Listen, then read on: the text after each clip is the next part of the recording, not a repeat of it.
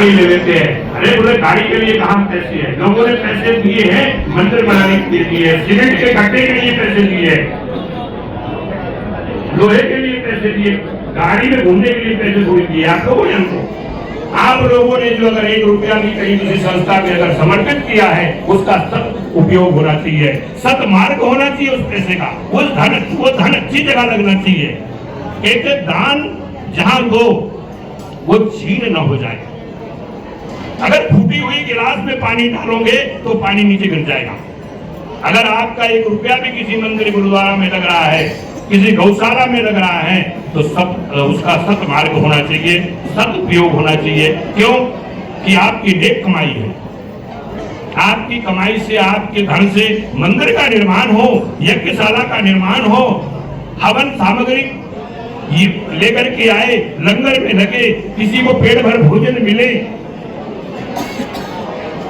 आप लोग इतना सारा धन देकर के इतने बड़े बड़े भंडारे लगाते हैं, इतने बड़े यज्ञ करते हैं, इतने बड़े अनुष्ठान करते हैं, तो हम संत हैं। संत वो ये है कि आपका धन सदमार्ग में लगे, आपके बच्चों का कल्याण हो, आप पुण्य के भागी बने, आप दिशाओं से चले, ये संतों का है। तो महाराज जी से तो हमें यही शिक्षा मिली है। हमारे सभी संत यहाँ आए हुए अलग अलग स्थानों से, मठों से, कुटियाओं से, विभिन्न स्थान से आए हुए। हमारे मध्य में ऐसे कई महापुरुष हैं जो वो हमेशा मुझे कहीं न कहीं कोई रास्ता देखते हैं। गोकलगढ़ से आए हुए राजेंद्रपुरी जी है, करनाल से करणपुरी जी है, स्थानेश्वर महादेव मंदिर के व्यवस्थापक महंत लक्ष्मी नारायणपुरी जी है, शेरदा से शिवगिरी जी महाराज आए हुए हैं। अलग अलग स्थानों से आए हुए जो संत है वो आशीर्वाद देने के लिए आए हैं। रहती है भगवान की बड़ी संगमेश्वर महादेव का पूर्ण आशीर्वाद बना हुआ है। मंच आसीन महंत जगन्नाथपुरी जी महाराज, उत्तराखंड से महंत केशवगिरी जी महाराज पधारे, महंत तरनदास जी महाराज व खरदर्शन साधु समाज के सभी पदाधिकारी गण, सबका यहाँ आने पर धन्यवाद। माँ भगवती की कृपा हमारे सभी संत समाज पे बनी हुई है। अभी जगन्नाथपुरी जी महाराज ने कहा कि श्री पंचायती अखाड़ा महानिर्वाणी के श्री महंत के रूप में परम पूज्यपाद महंत जी बंसीपुरी जी महाराज गद्दी आसीन हुए। देखिए, ये हमारी वैदिक परंपरा है, पौराणिक परंपरा है। संगठन को मजबूत करने के लिए, संगठन को चलाने के लिए ये हमारी एक कैबिनेट का गठन होता है। श्री पंचायती अखाड़ा महानिर्वाणी में अष्टकौशल महंत की स्थापनाएं होती है। कोई 6 साल के लिए है, कोई 3 साल के लिए है। संपूर्ण श्री पंचायती अखाड़ा महानिर्वाणी की व्यवस्था को चलाने के लिए महाराज जी को भगवान श्री गुरु कपिल मुनि महाराज जी ने आशीर्वाद दिया। व्यवस्था प्रयागराज की हो, व्यवस्था महाराष्ट्र के स्थानों की हो, हिमाचल प्रदेश की हो, कहीं की भी हो, हमारे यहाँ पंच परमेश्वर का स्थान बहुत उच्च स्थान होता है। और सभी साधुओं को लेकर के चलने के लिए, नागा सन्यासियों की एक संगठन को लेकर चलने के लिए ये पद है। महाराज जी ने वैसे भी विगत कई वर्षों से मैं देख रहा हूँ कि गिरी पूरी भारतीय और अन्य विभिन्न अखाड़े, जिसमें कोई जरूरी नहीं है कि सन्यास परंपराओं के अखाड़े हैं। हमारे यहाँ पर 13 अखाड़े हैं। 13 अखाड़ों में जो है हमारे सन्यासियों के 7 अखाड़े हैं, उदासीनों के 2 अखाड़े हैं, श्री वैष्णव के 3 अखाड़े हैं, निर्मल अखाड़ा है। इन सभी अखाड़ों के साधुओं को संगठित किया है महाराज श्री ने। महाराज श्री के पास कोई भेद भाव नहीं है कि ये जूना का है, ये निरंजनी का है, ये निर्मल है, ये किसी भी अन्य अखाड़े से है, इस प्रकार का कोई भेद नहीं। जब हम साधु ही हो गए तो हमारे लिए कहते सर्वे भवन्तु सुखिनः सर्वे सन्तु निरामया। हमारे लिए तो सब कुछ जो है हमारी समाज ही तो है, क्या छोटा और क्या बड़ा। तो महाराज जी तो वैसे भी जो है सबको लेके चलते हैं। तो इनको श्री पंचायती अखाड़ा महानिर्वाणी की एक बहुत बड़ी जिम्मेवारी भी मिली हुई है, उसका पूर्ण रूप से महाराज जी निर्माण करेंगे आगे के लिए भी। तो महाराज जी का पुनः तो हमारे ऊपर आशीर्वाद बना रहेगा, हम यही प्रार्थना करते हैं। इनको हम बधाई तो क्या दे सकते हैं, क्योंकि आशीर्वाद की आवश्यकता रहती है। महाराज ने अलग अलग कई प्रांतों में कई स्थानों को चला रहे। आज की महाराष्ट्र में चंद्रेश्वर महादेव मंदिर, सुकरताल में, करनाल में, करनाल में पीताम्बरा पीठ, बड़े शिवालय, ऐसे कई बिहारीपुरी मठ की व्यवस्था हमारी पौराणिक व्यवस्था रही है, आज की नहीं है। वो हमारे बुजुर्गों का बनाया हुआ एक बहुत बड़ा अंग्रेजों के कालखंड का वो मठ है। व्यवस्था बनती और बिगड़ते रहती है, व्यवस्था कभी नष्ट नहीं होती। व्यवस्था आज तक कहीं की नष्ट नहीं हुई। उतार और चढ़ाव तो आते रहे संस्थाओं पे। हमारे सनातन धर्म में भी उतार और चढ़ाव आए, कई बार फेर और बदल होते रहे हैं। आज प्रयागराज की अगर हम बात करें, कुंभ मेला की, तो कुंभ तो हर 12 साल में आती, हर 6 साल में अर्धकुंभी आती है। पर 144 का जो आंकड़ा फिट है, इसके लिए अभी हम देखो, हम सनातन धर्म के लोग हिंदुत्व सभी एक संगठित हो गए।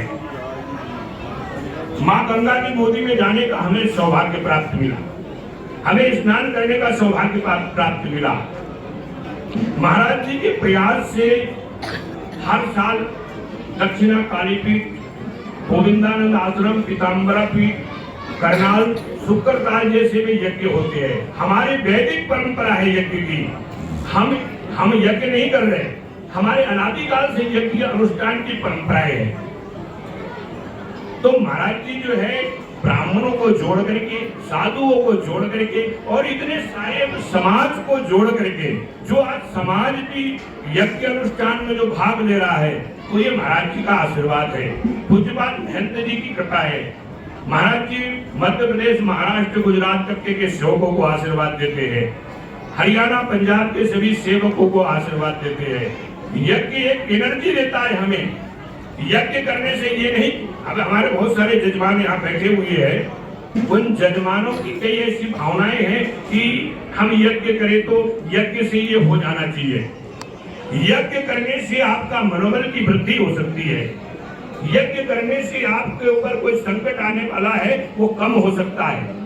यज्ञ करने से आपके अंदर जो है एक नई चेतना उत्पन्न हो सकती है। ये हमारी परंपरा है। एक दिन रोटी खाने से ये तो नहीं कि अब आज खा लिया तो कल नहीं खाएंगे, परंतु यज्ञ करने से हमें एक ताकत मिल जाती है, एनर्जी मिल जाती है। ये हम भाग्यशाली है सब, यहाँ जितने भी भगत लोग बैठे हुए हैं, आपके माध्यम से आहुति पड़ी, आपके माध्यम से आपने यज्ञ किया। 5 दिवस यहाँ भंडारा चलते रहे, 5 दिन से यहाँ पर पूजन चल रहा है, अनुष्ठान चल रहा है। 6 लाख 7 लाख आहुति माँ बगलामुखी को अर्पित हुई है। तो यहाँ का जो वायुमंडल है, यहाँ की जो चेतना है, यहाँ का जो वो है जिससे ताकत मिलती है। ये पीठ बहुत चैतन्य हो गई। मेरे को वो भी दिन याद है कि महंत जी और हम 5 किलो सामग्री में यज्ञ किया करते थे। 5 किलो सामग्री से महाराज मंत्र बोलते थे, हम यज्ञ करते थे। हमारे पास में यहाँ एक घास की झोपड़ी होती थी, वो झोपड़ी में बैठ करके हम लोगों ने यहाँ पर अपना जो है भजन पूजन किया। ये तो श्री पंचायती अखाड़ा महानिर्वाणी के महापुरुषों का आशीर्वाद है हमारे ऊपर, जो आज हम ठीक है, हर प्रकार से माँ भगवती ने सक्षम कर दिया है। आप लोगों का योगदान है, आप जितनी भी संगत है, आप लोगों का योगदान है। हम लोगों के जैसे महाराज के बताए हुए कार्यों को हम कर रहे हैं। हम अनपढ़ व्यक्ति है, हमें कुछ आता नहीं है, फिर भी महाराज जी ने हमें अपनी शरण में हम जैसे साधुओं को भी स्थान दे रखा है। ऐसे नाना अनेक साधु इनके सानिध्य में रहते हैं महाराज जी के।